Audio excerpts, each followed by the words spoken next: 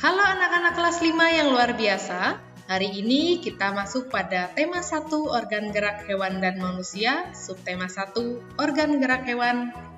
Kita masuk pada pembelajaran yang kelima.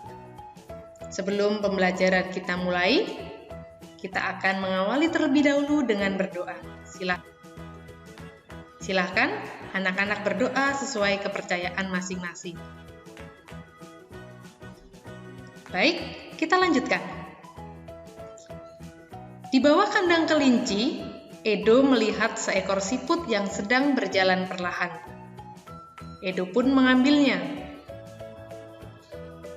Kelinci dan siput sama-sama hewan, tetapi gerakannya kok beda ya? Kelinci bergerak lincah, berlari, dan melompat. Sedangkan siput bergerak sangat pelan. Mengapa bisa begitu ya? Kalian penasaran tidak? Pada pembelajaran sebelumnya, kamu telah mengetahui bahwa kelinci termasuk hewan vertebrata. Lalu bagaimana dengan siput? Siput merupakan hewan avertebrata. Hewan avertebrata merupakan hewan yang tidak memiliki tulang belakang. Adapun ciri-ciri hewan avertebrata antara lain, susunan syarafnya berada di perut, memiliki rangka luar, dan otaknya tidak terlindungi oleh rangka. Contoh hewan avertebrata adalah siput, serangga, cacing, ubur-ubur, cumi-cumi, dan yang lain. Nah, oke. Kita akan mencari perbedaan karakteristik dari siput dan kelinci.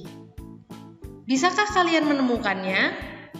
Nah, silakan kalian catat apa saja perbedaan karakteristik dari siput dan kelinci.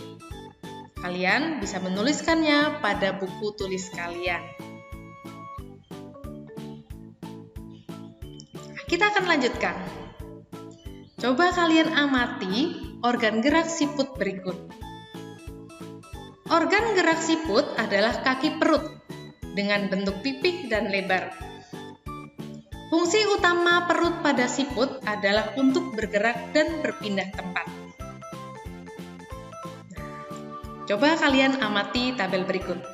Nah, silahkan anak-anak mencari hewan apa saja yang berada di lingkungan kalian yang termasuk avertebrata. Tuliskan nama hewannya, nama organ geraknya, serta fungsinya. Setelah anak-anak melakukan pengamatan dan kemudian menuliskan hasil pengamatan pada tabel, kita akan melanjutkan untuk membuat sebuah karya. Nah, mari kita berkreasi bersama. Kita akan membuat sebuah karya dari salah satu hewan yang sudah kita amati. Nah, kalian boleh memilih salah satu dari hewan yang kalian sudah amati. Kemudian, buatlah model sederhana organ gerak dari hewan yang kamu pilih tersebut menggunakan plastisin. Buatlah sebaik mungkin sesuai dengan keadaan aslinya. Berbicara tentang siput, pada kesempatan kali ini, saya akan membacakan sebuah cerita yang berjudul Siput Bukanlah Hewan Lemah. Siput, menurut sebagian orang, dianggap sebagai hewan yang lamban dan menjijikkan. Bahkan, karena gerakannya yang lamban, tidak jarang orang membanding-bandingkannya dengan kelinci. Siput juga dianggap menjijikan karena tubuhnya yang penuh dengan lendir. Sebenarnya, siput memiliki kelebihan dan keistimewaan. Kelebihan dan keistimewaan siput ini merupakan karunia Tuhan yang tidak dimiliki oleh hewan-hewan lain. Lalu, apa saja kelebihan dan keistimewaan tersebut? Nah, siput merupakan hewan yang berjasa dalam menguraikan serpihan daun-daunan. Kenapa berjasa? karena siput memakan daun-daunan dan menjadikannya bagian-bagian yang kecil, sehingga mudah untuk diuraikan oleh bakteri pengurai. Jika benda-benda yang besar seperti daun berubah menjadi serpihan dan diuraikan, akan bermanfaat bagi kelestarian lingkungan sekitar siput berada. Hasil penguraian yang diawali oleh siput itu akan berfungsi menjadi pupuk alami sehingga tanah pun menjadi subur. Siput adalah sang pengembara yang mandiri. Meskipun siput berjalan lamban, namun siput memiliki stamina yang sangat bagus. Daerah pengembaraan siput pun sangat luas. Pengembaraan siput dimulai sejak siput menetas. Setelah menetas, siput langsung mandiri. Siput tidak lagi terikat dan bergantung pada induknya. Siput memiliki pertahanan diri yang baik dalam beradaptasi dengan lingkungan dan mempertahankan diri dari serangan predator. Meskipun tubuhnya lunak, namun tubuh siput memiliki lendir. Lendir ini berfungsi sebagai minyak pelumas dan pelindung bagi tubuhnya ketika berjalan di permukaan. Jalan sekasar apapun dan seterjal apapun akan mudah dilalui tanpa tubuhnya terluka. Selain itu, siput juga dikaruniai Tuhan dengan cangkang. Cangkang ini berfungsi sebagai rumah yang memberikan kenyamanan dan keamanan bagi tubuhnya. Cangkang juga berfungsi sebagai tempat persembunyian ketika ia terancam oleh lingkungan atau predator. Meski terik panas ataupun hujan, siput tetap bisa hidup nyaman dan aman dengan cangkangnya.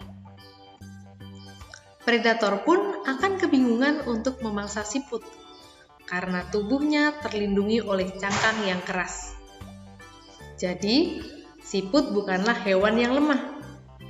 Siput adalah hewan istimewa yang memiliki banyak kelebihan.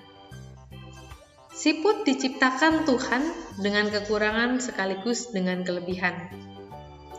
Begitu juga dengan manusia, diciptakan Tuhan dengan kelebihan dan kekurangan.